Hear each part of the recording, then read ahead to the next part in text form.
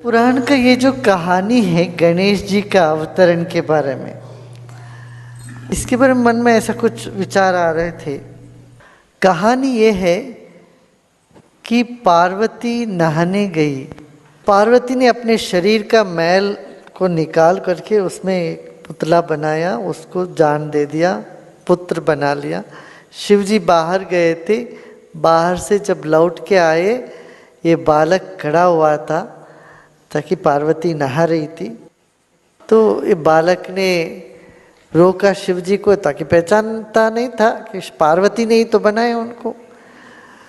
तो शिव जी को क्रोध आया, उन्होंने इनका सिर काट दिया।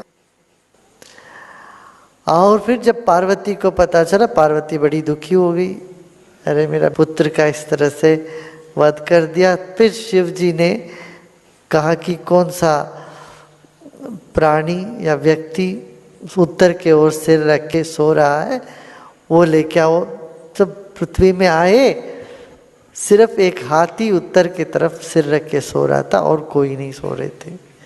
तो हाथी का सिर काट के लेके आए, इसमें रखा, फिर गणेश जी बन गए। फिर उनको वरदान दे दिया ताकि गुस्सा किया तो वरदान भी देना पड़ेगा। तो पहले गुस्सा करके पश्चाता होने पे फिर उनको पुसलाना पड़ता है ना, तो पुसलाए, फिर बोले जब पहला पूजा तुम्ही को होगी। ये जो पुराण की जो कहानी है, उटपटांग कहानी, अटपटा सा लगता है। क्या पार्वती के शरीर में इतना मैल जमा हुआ था? पहला प्रश्न। दूसरा, जो त्रिकालक ज्ञानी सब कुछ जानने वाला ईश्वर को ये नहीं पता चला कि ये मेरा बेटा है, पार्वती का बेटा है। अच्छा, तीसरा प्रश्न ये कहते, अच्छा शिवजी इतना, उनमें इतना ये असहनशीलता थी क्या? किसी ने बोला तुम रुको अभी, तो उनको रोकने के लिए भी मना करे, इतना अहंकारी था सदाशिव ताकि वो बच्चा है, वो कह रहा है रुको मैं अभी नहीं जाने दूंगा, तो उसका सिर काट दे। कितना क्रूर कठोर भगवान होगा तुम्हारा और नासमझी होगा। मान लो आपको कोई गार्ड कहीं रोकता हो तो आप उसका सिर काट दोगे,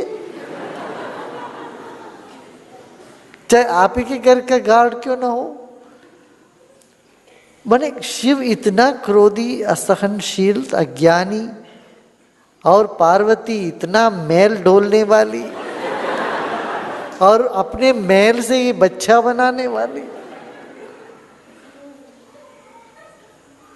तो जो आस्था नहीं रखते हिंदू धर्म में, वो इस सब कहानी को ले ले करके हिंदू धर्म की खूब पिटाई करते और हमारे देश के, हमारे धर्म के जो युवकों को इसमें से हटाते हैं। और इसका जवाब देने के लिए हमारे पास कुछ नहीं, किसी को पता ही नहीं है।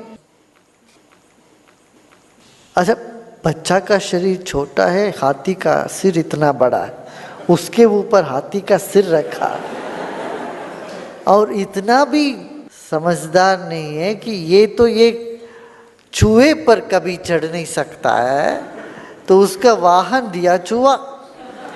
इतने से चूहे के ऊपर आदमी, वो आदमी के ऊपर इतना बड़ा सिर। किसी को कोई इसका माप तोल का, मापदंड का कोई ज्ञान ही नहीं होगा, या बदला लेने के लिए किया होगा इतना शिवजी ने किया हो। चूहा उनका वाहन यदि शिवजी ने दिया है तो कितना क्रूर कठोर होंगे तुम्हारे भगवान। भगवान कैसे कहोगे तुम्हारे इस तरह का जो जुल्म करने वालों को?